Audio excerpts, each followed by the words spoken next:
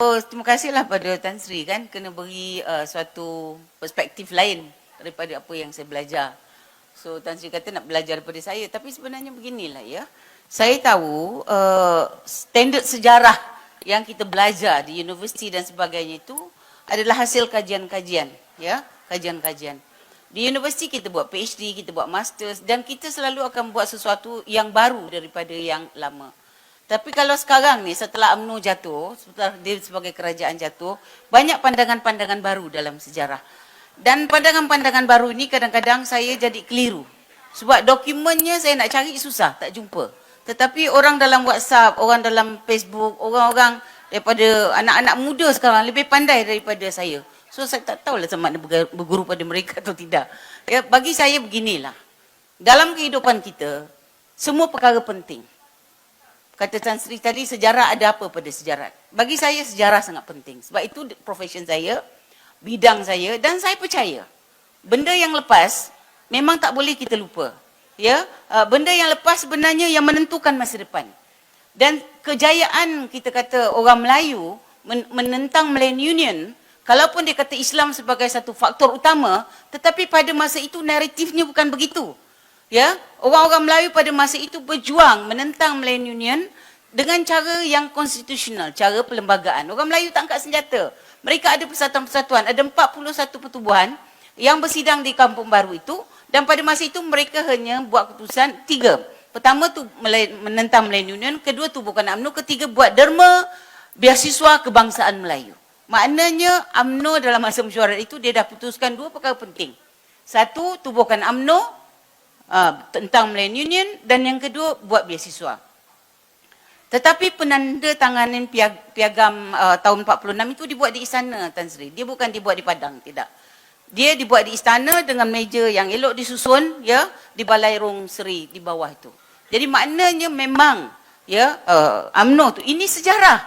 Orang muda hari ini makna sejarah. Sejarah kita tak boleh tulis mula. Sejarah yang dah berlaku dah lepas.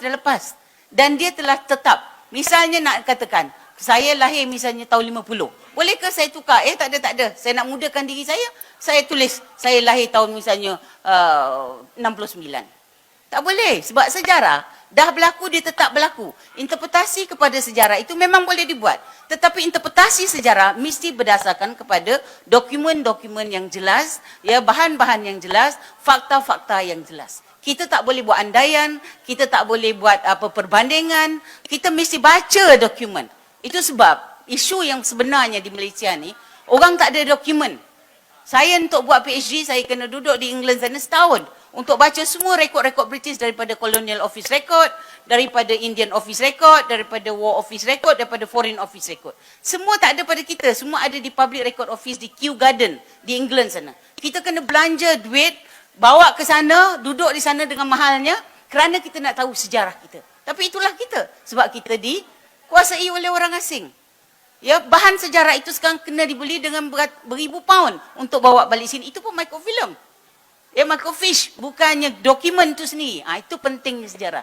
Ya, bagi saya memanglah kita kena mementingkan semua perkara. Sejarah sangat penting, agama Islam penting, tetapi pada masa dahulu kita mesti ingat konsep feudalisme ini adalah satu konsep yang diterima oleh masyarakat secara majoriti.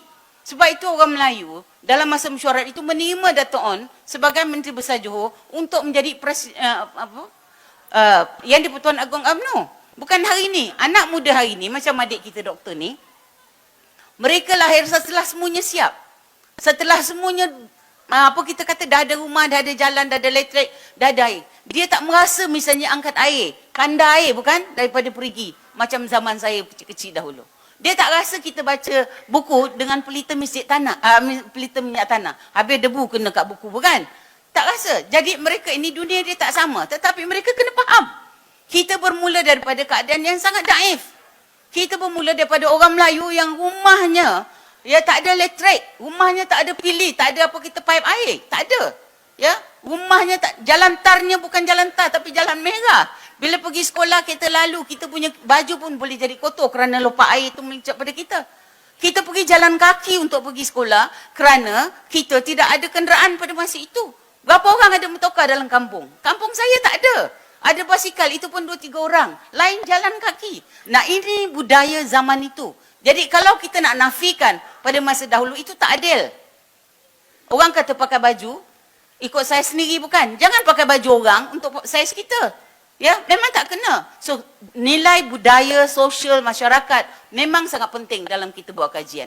Bukan hanya kita boleh melompat saja, mengambil sesuatu yang asing lepas tu apply pada kita dan kita kata kita salah. Jangan terlalu merendah diri. Ini masalah orang Melayu. Tahu tak? Kita tak mau mengaku bahawa kita berasal daripada suatu yang sangat naif. Dulu, masa sekolah Inggeris dulu, ya, kita ada Malay medium, kata English medium dan kita ada sekolah Cina. You know, memang di negeri-negeri lain, mungkin Tan Sri tadi tengok perspektif bahawa kita ni nak berbaik semua orang. So kita kata kita terima semua orang. Memang itu pakatan murni dalam masyarakat Malaysia. Tengku Abdul Rahman masa mendapatkan kemerdekaan, malah Dato' Onn Jaafar sendiri, saya nak ambil Dato' Onn sebab selalu orang terlupa. Dato' Onn Jaafar sendiri telah menubuhkan Independence of Malaya Party, menggabungkan semua pemimpin UMNO, MCA, MIC untuk Turai Singgah, ya, untuk bergabung melahirkan Independence of Malaya Party. Tetapi mesti ingat, ini politik. Tan Cheng Lock, ya, telah bersikap double edge, ya, dua muka. Dia sokong juga UMNO, dia sokong juga AMP.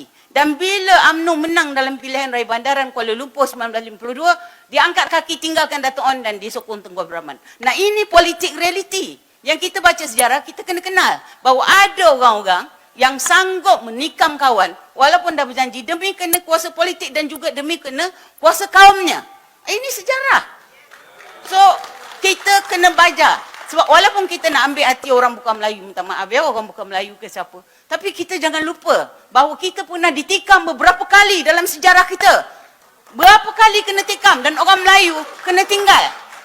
Dan Dato' Onn adalah korban kepada percaturan politik itu. Dan Tengku adalah orang yang bukan menyelamatkan, dia adalah orang yang ambil kesempatan bagaimana nak gunakan keadaan ini untuk dapat kuasa daripada British. So, kalau kita nak dedah, you baca buku saya, Tengku Abdul Rahman, satu biografi politik. You tengok bagaimana Tengku bermain politik. Dia adalah fantastic political animal. Tak ada. Seorang pemain politik yang hebat. Tidak orang lurus macam Dato' Onn. Ya, yang tidak disokong oleh Sultan, yang tidak disokong oleh Raja-Raja Melayu. Malah Raja-Raja Melayu juga yang meletakkan Tengku Abdul Rahman daripada seorang pegawai daerah, ya, di Sungai Petani, bawa ke Kuala Lumpur jadi pendakwa raya tetapi tidak ada kelulusan. Maka keputusan mahkamah itu mesti dibaca oleh Tengku tetapi diputuskan oleh seorang peguam yang ambil bar, ya, dalam undang-undang. Ini semua sejarah. Sebab itu tuan-tuan, soal rasuah, soal penipuan, soal main politik dalam parti, itu sejak dahulu lagi. Kenapa MCA sokong UMNO dalam pilihan raya 1952? Kerana MCA bagi 500,000 untuk bantu UMNO dalam pilihan raya bandaran 1952. Siapa cakap tu? Tun Abdul Razak. Sanggup tak kita dedahkan harga orang Melayu pada masa itu 2 sen setengah? Itu kata Tun Abdul Razak. You baca buku Longman, Life of Tun Razak. So bila kita baca buku, tak sama. Orang politik berbeza. Sebab itu kalau kita kata soal kesetiaan, ya, soal kesetiaan, saya sampai sekarang setia dengan UMNO. Walaupun semua profesor dah boykot UMNO. Betul. Kerana apa? Kerana saya sayangkan ilmu. Saya sayangkan peranan UMNO yang telah, kita kata dia apa? Yang sekarang dihina, dikeji, dicaci. Saya sedih. Sebab saya tahu sumbangan UMNO terlalu banyak. Antaranya pendidikan. Tak usah pergi jauh. Ini bukti kita. Bukan dia seorang. Beratus kan, ribu doktor yang telah kita hasilkan daripada dasar ekonomi baru. Betul? Ini seorang doktor, engineer. Dulu profesion Melayu sangat rendah. 2%, 3%, 5%. Tapi bila kita jalankan dasar ekonomi baru, ini salah satu perkara yang telah dibuat oleh UMNO, oleh Tun Abdul Razak, oleh Barisan Nasional, ya, yang UMNO pemimpinnya. Lepas itu kita dapati profesionalisme Melayu dalam semua bidang meningkat kepada 20%, 25% dan kalau setakat dapat universiti, hampir 100% orang Melayu dapat pendidikan. Masa Musa Hitam, ya, Tun sekarang dia. Musa Hitam, dia jadi Menteri Pelajaran. Apa yang dibuat untuk menambahkan orang Melayu masuk universiti tahun 70, lepas 13 Mei? Dia bagi kota 70, 30. 30 kepada orang bukan Melayu, 70 kepada orang Melayu. Dan lepas itu dia kurang 2% sampai jadi 51, 49. Nah, kalaulah UMNO sebagai kerajaan tidak menggunakan kuasa yang dia ada untuk memajukan pendidikan pada orang Melayu. You ingat hari ini boleh tiap-tiap rumah orang Melayu ada 2-3 orang atau kadang-kadang seluruhnya graduate universiti, ada? Masa saya, satu kampung seorang, saya saja masuk universiti. Lain semua tak masuk universiti. Tapi itu tahun berapa? 70 saya masuk UM. Daripada 70 sampailah tutup kurun ke 20. Apa yang UMNO tak buat? Pendidikan dah tentu beasiswa. Ya, kan? Beasiswa. Lepas tu soal kota sistem, meritokrasi. Saya ingat 2003 diisytiharkan kota sistem tak ada lagi. Pakai meritokrasi. Apa jadi? Hari ini JPA semuanya dipenuh dengan orang-orang yang pandai. Bukan satu kaum saja, semua kaum. Nampak tak? Tetapi dulu UMNO protect orang Melayu bagi jalan. Lepas itu kita tengok MARA. Tuan-tuan tahu tak kenapa MARA tu dapat? Kalau dalam sejarah, ya ini bukan kita cakap analisis politik. Dalam sejarah, MARA itu diwujudkan pada tahun 1966 dengan Akta MARA yang dibuat oleh Parlimen Kuala Lumpur. Kenapa MARA? Sebelum itu MARA dikenal sebagai RIDA, betul? RIDA. Dan RIDA tu ada Akta 1953 namanya apa tu Act of Rural Industrial Development Authority, RIDA. Itu maknanya penubuhan RIDA dan MARA adalah daripada suatu pasal 153. Sebab itu saya sebut, kedudukan istimewa Melayu atau social contract itu dah masuk dalam perlembagaan. Sebab itu bagi saya, kalaulah kita tak jadikan dia sebagai dasar rasmi negara, dengan akta yang dibahaskan di Parlimen, dibahas dan dibentangkan, dan akhirnya dijadikan akta dengan sokongan majoriti, maka orang Melayu tidak akan dapat meningkat daripada tahun 50 sampai kepada sekarang dengan cara yang begitu bagus sekali. Kemajuan dalam semua bidang, itu pendidikan.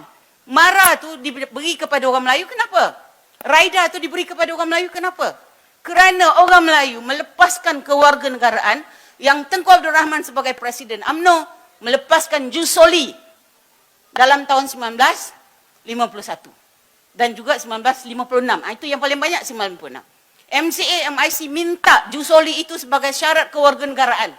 Tak payah mak bapaknya jadi warga negara, anak lahir di sini saja. Datang ke Singapura, pergi hospital Tuan Aminah di Johor Bahru, anak lahir jadi warga negara. Begitu mudah untuk dapat warga negara. Syarat kenapa? Sebab kita nakkan merdeka. Tapi yang saya nak beritahu bahawa bahawa dasar politik itu sangat penting. Ya, bukan soal rasuah hari ini. Rasuah hari ini memang manusia dah terlalu kaya. Tapi saya nak beritahu sejarah itu sangat penting supaya warga negara Malaysia hari ini, tak kira apa kaum, terutamanya kaum-kaum yang tak puas hati dengan kedudukan orang Melayu dalam perlembagaan kita 153, mereka kena sedar. Kerakyatan itu dibuat dalam tahun 56 dan sebagai gantinya Raja-Raja Melayu minta ditubuhkan RIDA. Dan Tun Abdul Razak dalam Kongres Bumi Putera tahun 65 ganti nama itu kepada MARA. Dan MARA hari ini kekal dalam perlembagaan, sebab itu dia tidak boleh dibuang. Apa yang boleh dibuat ialah kurangkan saja peruntukan dia, betul? Itu yang berlaku sekarang. Masa BN dulu, MARA sentiasa dibantu. Sentiasa dibantu. Dan sentiasa peruntukan banyak. Nah, inilah bila hilang kuasa, kerajaan yang baru melihat ini terlalu banyak untuk MARA, maka dipotongkan. Felda. Nak beritahu juga you Felda. Ini sejarah penting. Ya. Felda itu diwujudkan dalam tahun 1969. 1970 di Lembah Bilot, Pahang. Betul? Pertama. Tapi tuan-tuan tahu tak? Bagaimana British untuk mengambil hati orang-orang Cina supaya tidak sokong Parti Komunis Melaya, maka Kampung Baru Cina, New Village, telah diwujudkan pada tahun 1948. Dan sehingga darurat 1960 ditamatkan, kita ada 460 lebih Kampung Baru Cina. Dan dalam Kampung Baru Cina itu British bagi 10 ekar tanah untuk buat kebun sayur, ladang getah dan sebagainya. Percuma. Dan hari ini, Perak minta dia jadi 999 tahun. Kenapa bagi kepada orang Kampung Baru Cina saja? Kenapa tidak kampung tersusun di Perak? Pun juga orang kerajaan. Saya nak beritahu you, Felda diwujudkan 1970 oleh Tun Abdul Razak. Ya? Dan Tun Abdul Razak itu buat model itu ikut RIDA. Sebab Dato' On masa dia menjadi pengurusi RIDA, memberi juga tanah-tanah percuma kepada orang-orang yang berjuang dalam melawan komunis. So Tun Abdul Razak continue. Ya, jadi kita dapati bahawa orang-orang Cina lebih beruntung dalam sejarah kita kerana mereka dapat tanah lebih awal daripada orang-orang Melayu di Felda. Ada you baca sejarah tu? Tak ada kan? Ada tak orang bukan Melayu terima kasih pada kita? Baca sejarah tu? Tak ada. Hari ini bila berkuasa, mereka kutuk semua dah satu dan mereka potong semua dah satu dan akhirnya, tapi Kampung Baru Cina tak juga 999 tahun. Adil ke tidak tu? Adil? Jadi bagi saya sekarang, sejarah penting. Kalau tidak tuan-tuan tak tahu. Jadi dalam usaha kita untuk mengatasi rasuah, kalaulah betul. Bagi saya, principle of law itu mesti dilaksanakan. Selagi orang itu belum dapat bersalah, tak boleh. Dan rakyat telah menghukum tanpa mahkamah. Betul? Betul tak? Dan akhirnya UMNO jatuh. Dan hari ini kerajaan sedang berusaha untuk memberi bukti-bukti kepada pemimpin kita yang dua orang tu. Dan juga orang-orang lain yang terlibat. Ya? Saya nak tanya sekarang. Menteri Kewangan itu ada kes rasuah ke tidak? Kenapa boleh jadi Menteri Kewangan? Kenapa tuan-tuan semua tak marah? Jadi kenapa yang orang dah jatuhkan, dah jadi ini tengah mahkamah, marah bukan main. Saya baca WhatsApp kadang-kadang ada betul tak guna. Ya? Tapi yang jadi ini Menteri Kewangan. Ada 2 kes. Banglo dengan komputer ni, terung laut. Berapa banyak? Ada 6 orang dalam PH yang jadi menteri. Semua ada kes rasuah dibuang. Betul? So, you cakap rasuah apa yang PN ni? Tak, saya tak faham. Orang kita ni, bila dia cakap begini, dia ikut saja. Fikir balik. Sebab itu bagi saya, sejarah UMNO kena ditulis. Supaya kita tak salah. Jangan generasi besok kita salahkan kita. Kenapa salah kita? Kita tak ada dokumen, kita tak tulis. Ensiklopedia ni memang perspektif tak sama. Pendapat tak sama. Tetapi mesti ada dokumen yang menyokong dia. Itu mesti. Sebab kita mesti ada benda yang kita anggap legal, bukan? Bukan boleh sembarang. Jadi bagi saya, selain daripada pendidikan, UMNO telah membuat dasar-dasar untuk membela orang Melayu. And then soal Islam.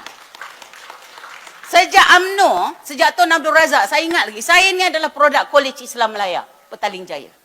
Tahu? Tahun 69, 68, 68, 69, saya form 6. Ya, lepas tu 70 masuk universiti.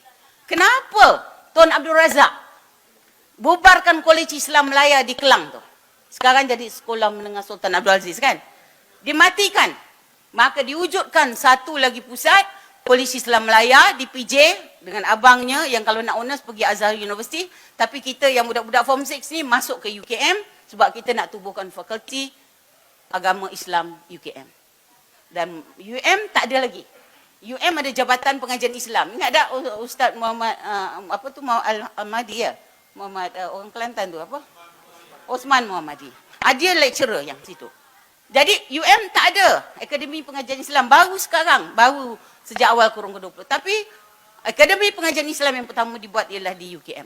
Dan Tun Abdul Razak lah yang bertanggungjawab mengambil guru-guru agama, menjadikan sekolah-sekolah dalam sekolah-sekolah agama. Bagi saya, Islam oleh kerana kedudukan agama Islamnya sebagai agama rasmi, persekutuan, ya memang negeri dah ada, memang saya akui. Justice Abdul Hamid daripada Pakistan, yang cadangkan, yang sokong supaya Islam menjadi agama persekutuan dalam pasal 3 perlembagaan kita 90. Betul. Tetapi di peringkat negeri, Islam adalah agama rasmi. Sampai hari ini. So bagi saya, bila kita ada kuasa, kita tentukan semua perkara yang tak kita lakukan. Itu dalam bidang agama Islam. Dengan peruntukan pasal 3 itu, kita dapati semua masjid boleh dibina. Masjid negeri, masjid persekutuan, masjid Putrajaya, semua boleh dibinakan. Sebab peruntukan itu. Lepas itu pasal 11. Ya, pasal 11 kalau tak silap saya, dia katakan Islam tidak boleh, orang-orang bukan Islam tidak boleh sebarkan agama lain pada orang Islam. Itu juga satu perlindungan pada Islam. Tabung haji saya nak beritahu. Ni pembangunan ya, tabung haji. No, tabung haji itu adalah idea UMNO. Bila saya buat master saya jumpa file yang menceritakan cadangan daripada Persatuan Melayu Pulau Pinang. Yang penuh dengan mamak ya, bukan Melayu betul. Persatuan Melayu Pulau Pinang cadangkan kita ada satu jawatan kuasa atau lembaga untuk menguruskan kenaikan haji orang-orang Islam. Tahu tak? Dan itulah ditubuhkan lembaga tabung haji dengan Engku Aziz sebagai pengurusnya. Engku Aziz itu siapa? Engku Aziz itu anak saudara Dato' On.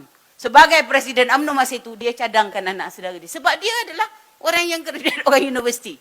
Nampak tak? Dewan Bahasa dan Pustaka pun ditubuhkan kerana Dato' On sayangkan bahasa Melayu. Ya, Dato' On yang cadangkan bahasa Melayu, bahasa kebangsaan, bukan Tengku Abdul Rahman. dan ditubuhkan lembaga Dewan Bahasa dan Pustaka kerana itu Engku Aziz sekali lagi menjadi pengerusinya.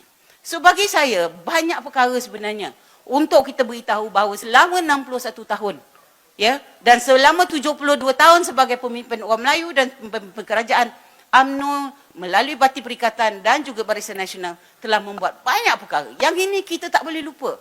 Sejarah itu tetap. Kalau kita pergi ke Jepun, kita mesti lulus sejarah Jepun sebelum pergi dapat membusur scholarship. Amerika, you kena belajar, you buat A-level, you kena ambil sejarah Amerika. Tapi kita di sini, kerana kita tak sayangkan sejarah, orang daripada luar masuk ke Universiti Melaya, tak lulus bahasa Melayu pun tak apa. Sebab itu orang tak hormat kita. Kenapa? Kerana kerajaan dahulu tidak mempunyai ketegasan dalam menentukan dasar-dasar negara yang jelas. Pelaksanaan bahasa kebangsaan. Kalaulah kita buat macam di Indonesia, hari ini orang tak berani bercakap bahasa lain. Kalaulah kerajaan dahulu, ya, tegas, tak benarkan sekolah jenis kebangsaan Cina dan Tamil diwujudkan, hari ini kita tak ada masalah perpaduan. Kalaulah Tengku Abdul Rahman tidak bagi kerakyatan membuta tuli dengan Jusoli, kita tak ada isu orang tak sayangkan negara. Macam Brunei hari ini kalau nak jadi organ negara, senduk di dapur pun mesti dikenal. Tak ada? Itu bagi saya, kalau nak kata buruknya UMNO lah pada masa dahulu. Dan UMNO pun jatuh kerana UMNO tidak meraihkan orang-orang yang kita kata cerdik sikit di kampung untuk menjadi ahli UMNO. Mereka cantas habis-habis. Ini kelemahan UMNO. Termasuklah saya kena cantas. Jadi maknanya sekarang, UMNO bukan hanya masalah orang kata dia rasuah. Memang betul kalau dapat projek, bangganya bukan main, hebatnya bukan main, belagak bukan main. Tetapi juga UMNO juga adalah mempunyai masalah dalam organisasi dia. Ya, masalah dalam soal perebutan kuasa. Ya, UMNO juga ada masalah dalam kita kata mengagihkan pendapatan pada rakyat. Kalau di peringkat kampung juga, yang menjadi jawatankuasa UMNO semua anak beranak dia. Jadi kalau memang muhasabah diri, kita kena hapuskan semua perkara itu. Tapi senang ke? Tapi tidak UMNO buat. Tapi tidak UMNO buat. Masa sekarang pun masih ketua cawangan itu kadang anak beranak dia semua. Pemuda pun anak dia, pemudi puteri pun anak dia. So, UMNO betul kata Tan Sri, kena muhasabah diri, kena betulkan diri. Kena ikhlas lah. Okey, terima kasih. Minta maaf lah.